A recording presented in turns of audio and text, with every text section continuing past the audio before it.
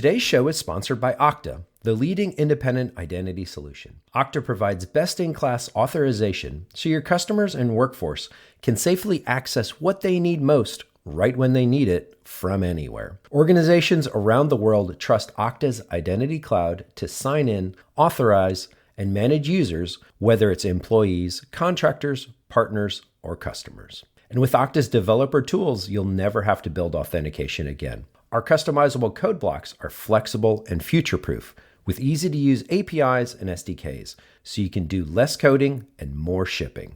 Okta is dedicated to building the most reliable, neutral identity platform because it means protecting more than a login. Identity is protecting people, their ideas, their work, their brilliance. It's protecting your future with confidence. Learn more at okta.com. That's OKTA.com. Cloudcast Media presents from the massive studios in Raleigh, North Carolina. This is the Cloudcast with Aaron Delp and Brian Gracely, bringing you the best of cloud computing from around the world. Good morning, good evening, wherever you are, and welcome back to the Cloudcast. We're coming to you live from the massive Cloudcast studios here in Raleigh, North Carolina. We are approaching the end of July, and for us here in the States, that typically means folks are either have been on holiday and vacation or will be going on holiday or vacation. And for all of our European friends, that means everyone is getting ready to check out for a couple weeks here coming up as well. So we certainly wish everyone the best and hope everyone is staying safe and staying cool. Bit of a slow news week this week, I admit, but we have some really interesting data to dig into this week. For our first news story, our good friends over at KeyBank Capital Markets have put out a very lengthy survey that is maybe a little bit different than some of the other surveys we've gone into. Our surveys tend to, like, we talk about developer surveys and serverless and trends on a lot of those. This was done actually very different. Top CIOs of, I'd say 20,000 plus employees or greater, one-on-one interviews. So very, very in-depth. If I remember correctly, the report is like 20 some pages of data. Don't want to go into all of that, but I do want to cover a couple of the high-level trends. This is all about IT budgets and IT spending in 2021. And top level one, number one, budgets are starting to unlock. I think we went through a couple years. It's no surprise with everything going on in the world that budgets tightened up for a little bit there. But now we're starting to see the exit out of some of that, and budget increases are in the neighborhood of about 7 to 8%, with priorities really being around security, public cloud, and data and analytics. I don't think that's a surprise to anyone, given the trends, and if you're a regular listener.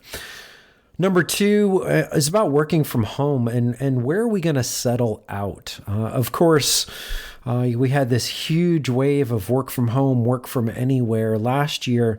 Some folks are going back to the office. We're starting to see, some additional waves and spikes with COVID. So now we're some adjustments and playing that by ear.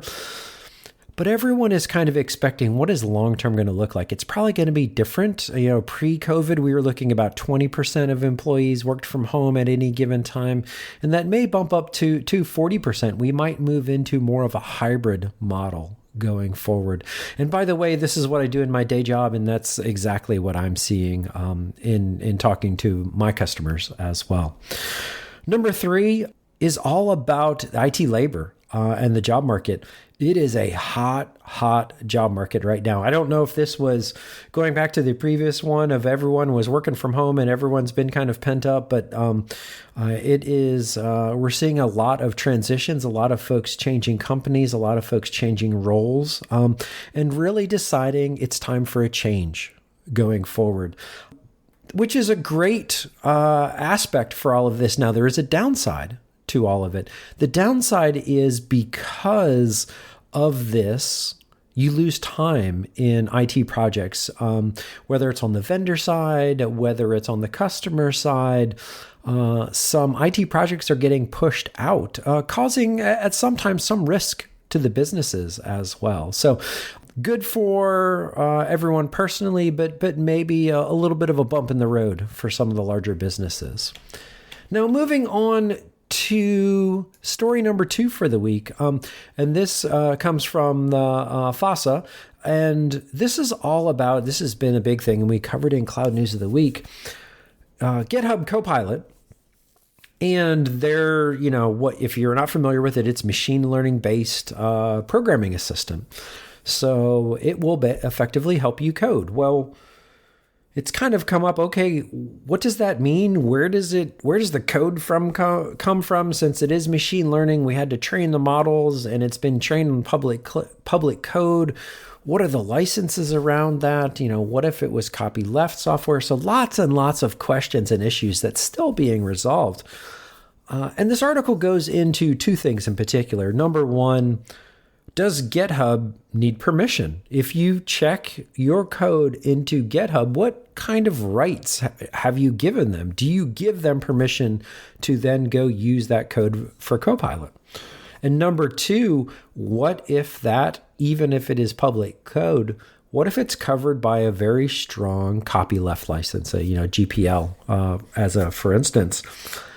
Does this count as a derivative work? And if it's a derivative work, does it have to be cited?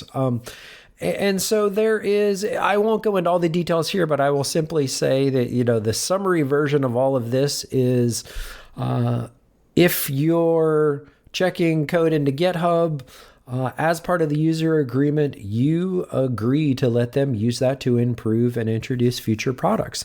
So as long as GitHub is training their model on code that is only checked into GitHub, it actually is within their rights. Now, the larger question is what I talked about, that second issue. What if it's GPL v2? What if it's GPL v3? What happens then? Well, that is the big gray area right now, because there's this concept of, is it being used in a transfer matter?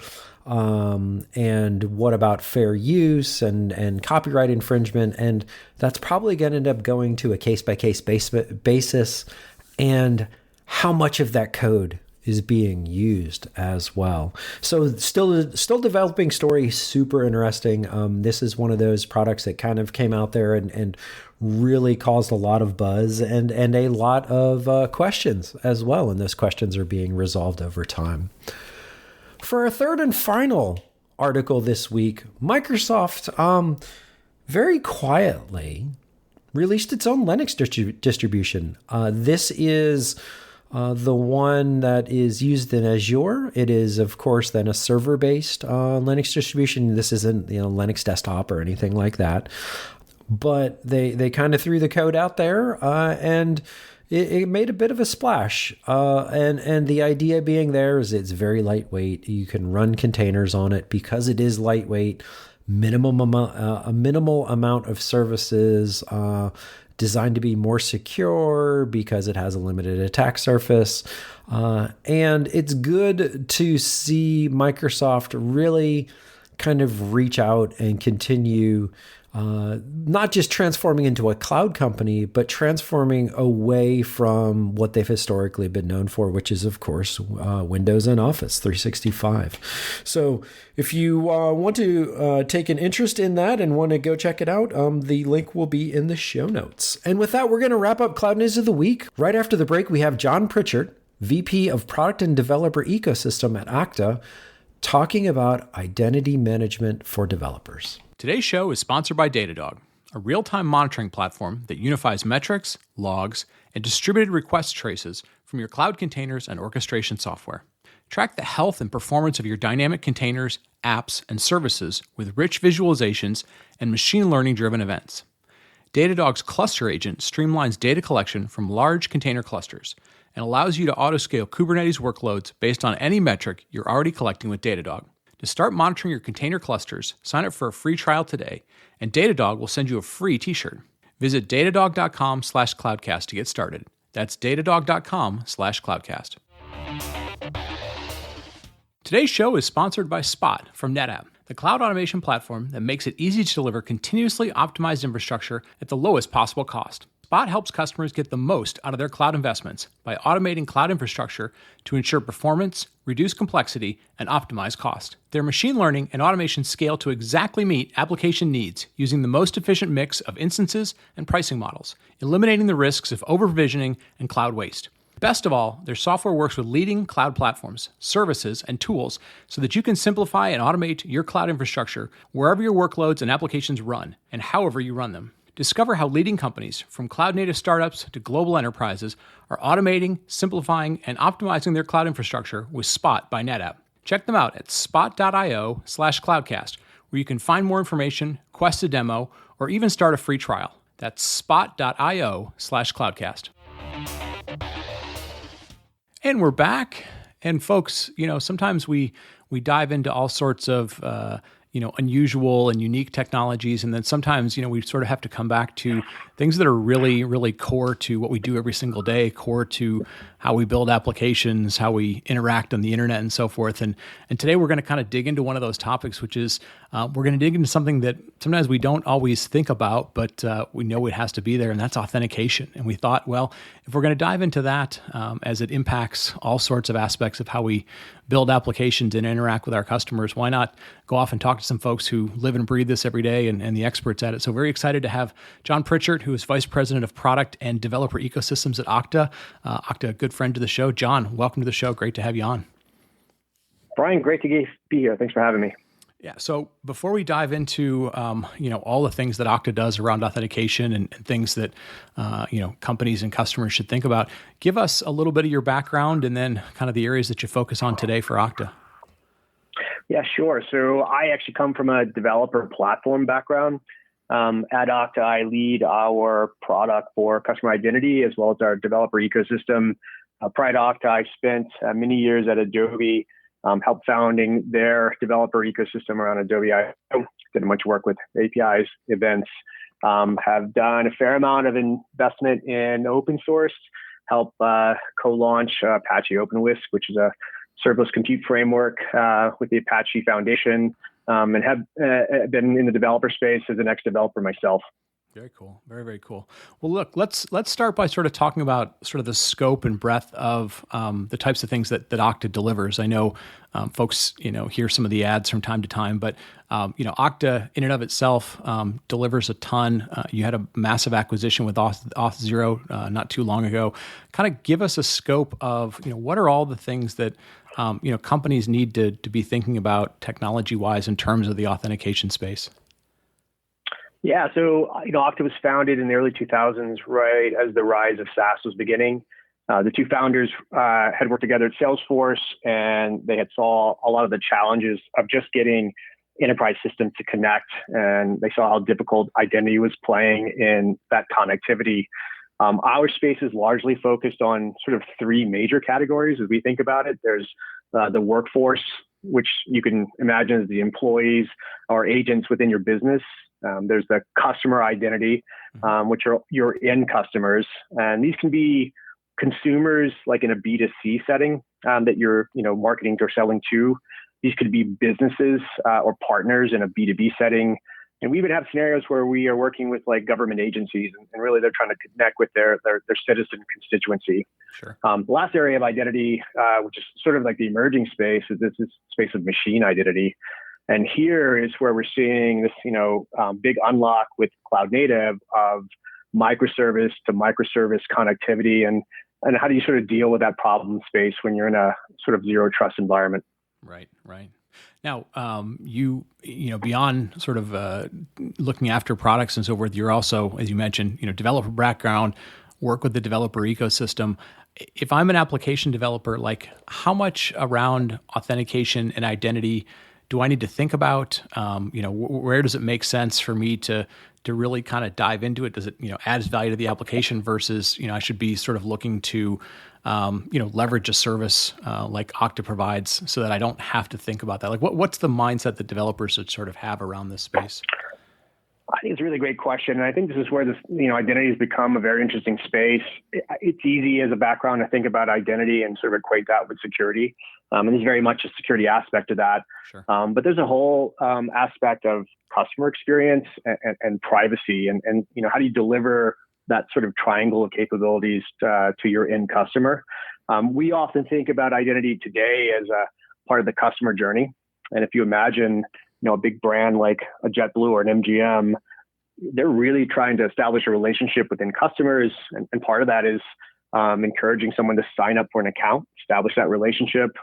You then sort of add more information about that person and collect more data about their interests and needs. And identity is sort of playing the connective tissue as you move that customer along that customer journey.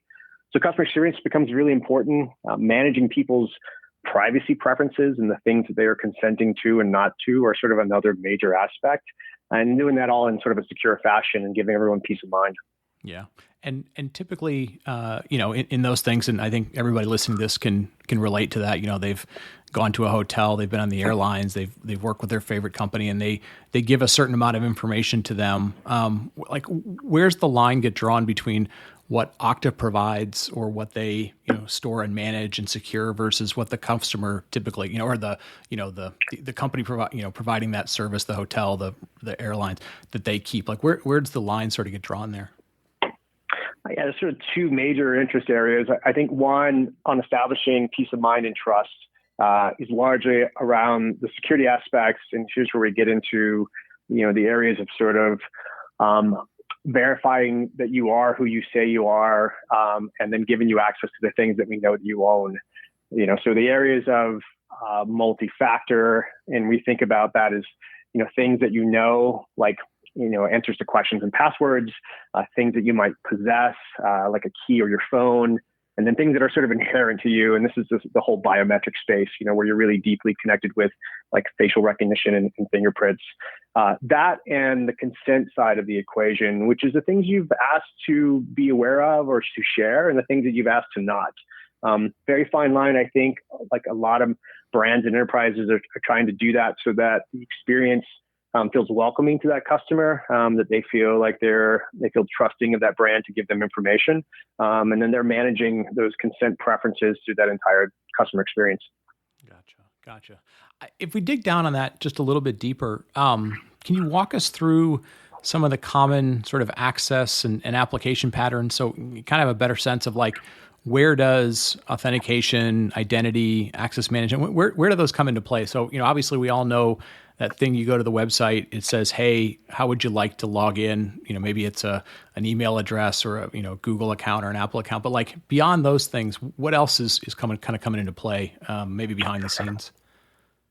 Yeah, so normally, like in a customer-facing application, you'll try to start with something that's the least amount of friction. And what's popular right now is the so-called passwordless experience, where you want to give one piece of identifying information about you. Could be your phone number, could be the device you're using, and you're like, that's all I want to provide to sort of start this relationship.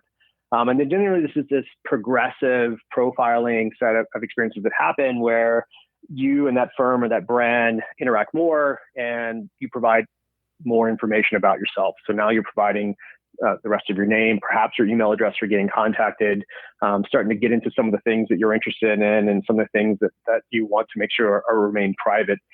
We call that progressively profiling the customer. And then once you got to a point where that customer has a relationship with you, depending on the types of information that it's managing for, you're on their behalf, like imagine a citizen in a government relationship, you want to have a sense of trust that that's really being secured. And we get into the multi-factor places there. So the idea that we may give your information and display that on your web experience until you get to a sensitive area, and then we prompt you to provide a second or third factor before unlocking other information. Again, just giving that customer that peace of mind that information is protected, and also going through the steps on our side to make sure that we've authenticated you are being the person that you say you are. Right. And obviously there's been a lot of high profile, breaches, hacks, all sorts of things that are going on. No executive these days sort of wants to, have their, they haven't for a long time wanted to have their headline, in the Wall Street Journal or whatever be about a data breach. Kind of walk me through the pros and cons, the most common sort of thought process that companies have these days in terms of saying, how much of that experience, that identity, that securing of important information, how much should they keep? How much should they look to offload to a cloud service that's backed by deep expertise and functionality? And kind of what's the trade-off thought process they tend to go through and think about? Yeah, it's a really timely question. I'd say that the design model right now is what's referred to as a zero trust environment. Mm-hmm. And the idea is exactly like it's described, where in the past, most enterprises or companies would have had a defense in-depth type of arrangement where you've got a firewall at the edge and a set of security practices and products as you get closer and closer to customer data. Now we just assume that we don't know what we don't know. And you want to authenticate and authorize effectively on most all transactions. And then you describe policies related to the sensitivity of the data that's being involved. And those policies may look at signals that relate to risk. And those risk signals will trigger, what we call these sort of step up transactions where someone's asking for a piece of data, something doesn't look right in terms of the signals we're seeing. Perhaps they're on a device they haven't used in the past. They're connecting from a location that we haven't seen in the past. Those type of things that look like surprises. And we'll set up a policy that says, hey, I'm just going to ask for a little bit more of identifying information before we move on to this step. That type of posture, I think, is giving a lot of companies more peace of mind. There's a lot of complexity in implementing that. And I think that's why you see SaaS identity providers like Okta sort of moving into that space. There's compliance needs. There's integrating all those sort of different security risk signals and compiling those into like a risk position and scoring, and bringing that all together that it can happen sort of at the cloud scale. Gotcha. So it feels like there's sort of this two-way kind of way of thinking about it, right? On one hand, like you said, you're starting off with this position of, look, I'm offering a service on the internet. Let's say this is a B2B or B2C thing. My first thing is, I want to make this as seamless as possible. I want to make this as frictionless as possible. And then you get into the realities of, hey, I don't know who you are. I don't know your device. And so I have to sort of go through this step-by-step thing of, I'm still trying to create a great experience, but I'm also trying to make sure that we're safe. We the company providing the service is safe, but also you, the customer, aren't getting compromised. You're not getting phished. I mean, that feels like sort of the handshake that goes on between things. It's both a business decision, an experience decision, but also obviously a deep technical decision. Yeah, it's a continuum of when those sort of three aspects of that triangle: privacy, customer experience, and security. It's exactly the use cases you're describing. You don't want to introduce friction, and definitely if you're in a consumer business, that's important to you, that you feel like you can allow your customers to establish a relationship as seamlessly as they want. But you're also trying to establish a trust and belief that any information that they're sharing, you're protecting in the most appropriate way. Yeah. Are you seeing, just as a little bit of a follow-up to that, are you seeing any sort of trend? So, for example, I'm just thinking to myself, if I go do a transaction with somebody, I'm happy that they authenticated me somehow or they identified me. I do the transaction, I give them my credit card and so forth. But are you seeing anything that sort of is coming along now? We've seen stuff with Apple and Google with the cookies and so forth, who are saying, I want to continue to maintain trust. Are you seeing things where companies feel like they have to be reaching out to their customers and saying, hey, we're taking care of those things, or are we still sort of a little ways away from sort of a follow-up relationship, something along those lines? Yeah, I definitely think the industry is evolving in this space. But I'd say the segment of privacy and consent is definitely emerging. It would not surprise me to find in the future that we get to this model where you're carrying around your sort of consent beliefs or preferences with you in some type of like wallet-like construct. And as you establish relationships with, future companies or providers online, you're just using that to say, I've already made some decisions about how I'd like to relate, as opposed to having to do that as this sort of, a one-by-one relationship with these different firms. Yeah. Yeah. I want to ask you one last question. Again, kind of coming back to the developer aspect of this.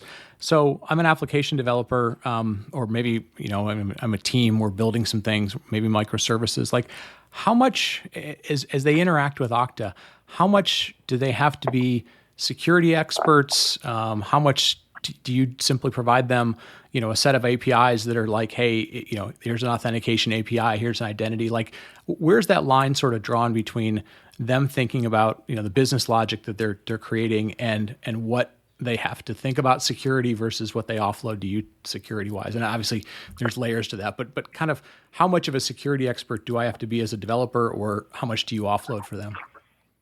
I think the developer experience here is one of the most interesting things that has sort of evolved in the space. Because to the one hand, if you're an app developer, you're thinking about how do I add authentication and authorization to my application, and I'm protecting things. I'm thinking about things like usernames and passwords or some other types of factors. And there are a set of standards that emerged with OAuth 2 and OIDC that have really brought the industry together to a state of interoperability, which has been huge. Because in the late 2000s and sort of predating OAuth 2, you had these identity technologies out there, but they're all very proprietary, and trying to integrate those things is always an integration exercise. So the standards have brought industry a long way. That sort of alleviated the developer from really not having to know much more than that. So understanding how that tokening system works in OAuth 2 and how the interchange between an identity provider platform is implementing that. And then beyond that, you're really leaning on your providers to have a really great developer experience. So it's APIs, SDKs, a set of frameworks that support the front-end languages and development technologies you may be using, and build to run cloud-native SaaS services at scale for the size and complexity of the stack that you may be building. The other interesting sort of angle is like the things you're building on is, in this cloud-native space, the other part of identity is how we think about what are you allowed to make changes to in your cloud-native stack. And that space is kind of referred to as privileged access management. But it's really the developer themselves, connecting with their cloud resources and making changes to those resources. How do you authenticate that developer is who they say they are, so that you're really controlling change of what's happening in your environment? That's the other side of, I think, the identity equation, is not only the customer-facing application you're building, but the entire developer ecosystem experience of building the application itself. Yeah, no, that's great. I ask you one last thing, and I'll let you go. As developers are coming into this space, you're responsible for ecosystem. How much are they? Do you find your customers are able to learn, even from other customers, kind of common patterns or sort of new trends, such that they sort of benefit from other people's learnings and learning curves? Is there opportunities within that ecosystem to learn from each other? I think that for sure. And I think the thing to sort of realize is that identity is always part of a larger stack, and there are patterns of how you implement that identity for different types of classes of problems. So if you're in a highly regulated market like healthcare or banking, there's certain specified protocols and patterns of how you'd want to configure your identity system to work and run and operate in that type of market. If you're running at scale, or you've got like a highly bespoke customized experience, other technologies and frameworks you'd want to lean in. What's great about having the standards in the market is it's allowed us to focus more on the patterns and less on the implementation. And that's what developers, I think, are leaning on. Yeah, no, that's great. That's great. John, I want to thank you again for the time. Give us a chance to sort of not only dig into what the trends are, but, some of the best practices, some of the trade-offs that people make. We're very, very appreciative for your time today. Folks, with that, we're going to wrap it up. For myself and for Aaron, we want to thank John for his time. We hope that you get a chance to share the show with friends. You get a chance to help us grow the community, give us some feedback, and in all the places that you listen to podcasts. And with that, we're going to wrap it up, and we will talk to you next week. Thank you for listening to The Cloudcast. Please visit thecloudcast.net to find more shows, show notes, videos, and everything social media.